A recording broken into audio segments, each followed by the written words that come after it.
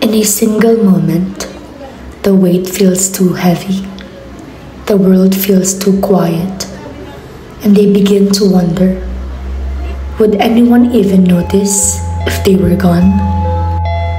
We see them every day, walking beside us, smiling, laughing, but behind some smiles are silent battles we never notice.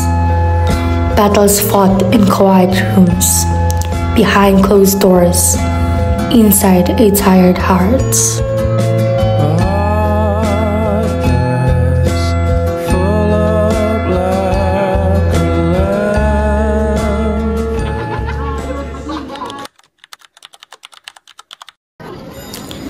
But sometimes, all it takes is one message, one call, one person who cares enough to say, you are not alone.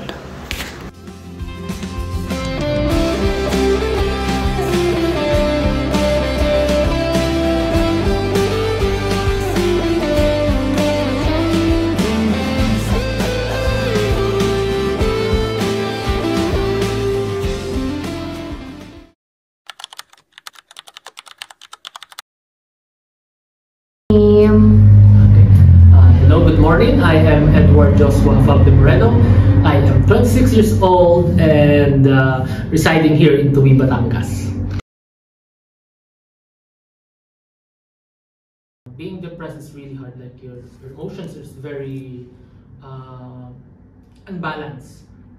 I don't know what kind of sadness was that, kasi that kind of sadness is really intriguing kasi I'm a very curious child, but hindi ko siya kontrolado. Yung sadness na yun is kakaiba.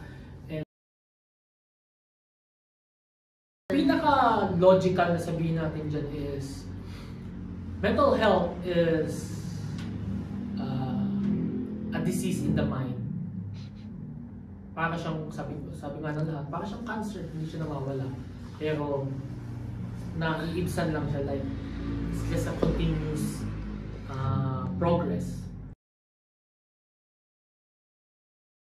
Don't stare at the abyss for too long.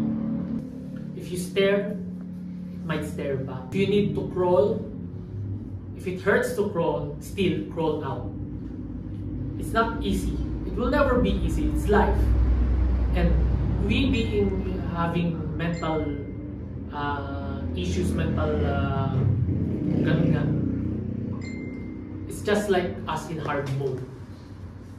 And what makes a person fighting in hard mode is it creates stronger warriors. Remember that.